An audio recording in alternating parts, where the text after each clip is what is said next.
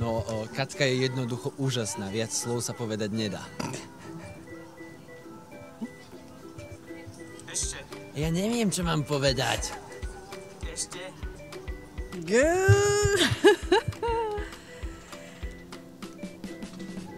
Samo je úžasný, nedá sa povedať viac, fakt. Ale ja som na neho najviac pyšná, je výborný autor, ale už výborný človek. A dá sa povedať, že viac než človek. Ja som neskutočne vďačná Bohu, osudu, mimozemšťanom, iným ďalším silám, že proste sem prišiel a že je tu. Ďakujem, Samko.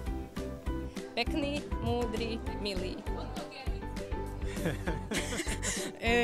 Vo mne jeden super človek. Páči sa mi, ako to robil s nami, naozaj bolo nám super s ním. Talentovaný, inteligentný aj zaujímavý. No, super. Ďaká. Je to zábavné. A mám vám povedať teda, že aká bola dielňa. Takže dielňa... No ja som bol veľmi prekvapený z vlastne úrovne toho, aké boli holky šikovné. A teraz akože môže to znieť ako klišé, ale nie naozaj. Hneď ten prvý deň, keď som ich poslal fotiť a priniesli fotky, tak som tak... Akože ono to môže znieť aj, že úľava vlastne, že máš super ľudí, ktorí vedia, akože, ktorí už niečo vedia a môže s nimi oveľa jednoduchšie pracovať, ale no, bol som fakt prekvapený a potom bolo len vlastne dôležité to, že vymyslieť, že čo budú jednotliví oni robiť a nejak sme na to prišli postupne, jak sme chodili po pivnici a jak sme vlastne fotili aj mimo. Takže to som prekvapený a sú to projekty, ktoré keď budú robiť ďalej, tak môžu z toho vzniknúť veľmi dobrá práca. Minimálne z 2-3 projektov, ktoré sú tam, tak môže vzniknúť veľmi dobrá práca. V podobe knihy aj taký archívny materiál, ktorý má veľkú hodnotu. Takto. Zaujímavá, láskavá a smiešná. Extra, cool, aj džája, brate. Usmiatá, vyspatá a bublinkavá. Aká? Bublinkavá, what the fuck.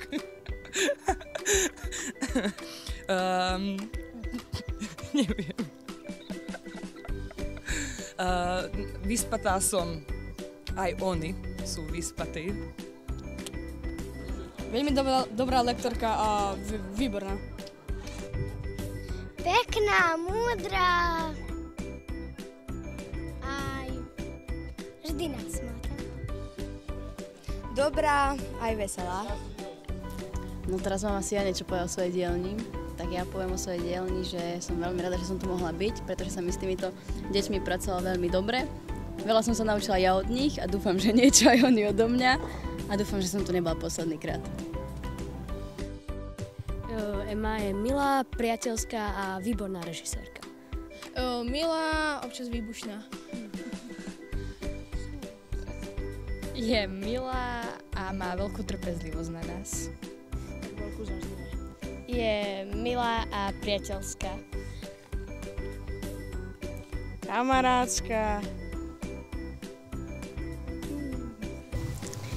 No, takže som z toho celkom prekvapená, lebo nemám rada, keď sa takéto veci ako keby dozvedám, ale som strašne rada, že mám také deti, aké mám, pretože je to prvýkrát, čo som tu a čo vôbec učím takéto deti a vôbec v takomto veku, že čo sú už vlastne ani nie dospelí, ani nie deti. A som s nimi veľmi rada, aj keď sú stále živé, jednoducho, majú kopu energie, ako keby boli malí, ale mám ich veľmi rada, pretože sú pracovití. Sem tam samozrejme máme niekedy také zhody alebo čo, ale som s nimi veľmi spokojná, veľmi rada s nimi pracujem, pretože majú radi to, čo robia a ja ich mám rada tiež. Hlavne Kripel, no. Kamarát a herec. Som povedal Kripel. Hlavne veľa rozpráva, pije veľa kávy a aj veľa fajčí. skromný profesionál. Čože? No, tak naša dielňa bola teda v počte 3 účastníkov a 3 lektorov. A ja si myslím, že sa stretla akože dosť v pohode partia chlapov, ktorí si rozumejú. A hlavne tí účastníci boli veľmi ochotní ako pomáhať nielen s vecami, ktorých sa mali zaškoliť, ale aj zaujímali sa o veci, ako o techniku, ako robiť zvuk, ako strihať a vlastne boli každý deň a celý čas sme strávili vlastne spolu na tomto seminári počas týchto zatiaľ 5 dní. Uvidíme, zajtra je teda naša premiéra. Som zvedavý, či sa to bude ľuďom páčiť.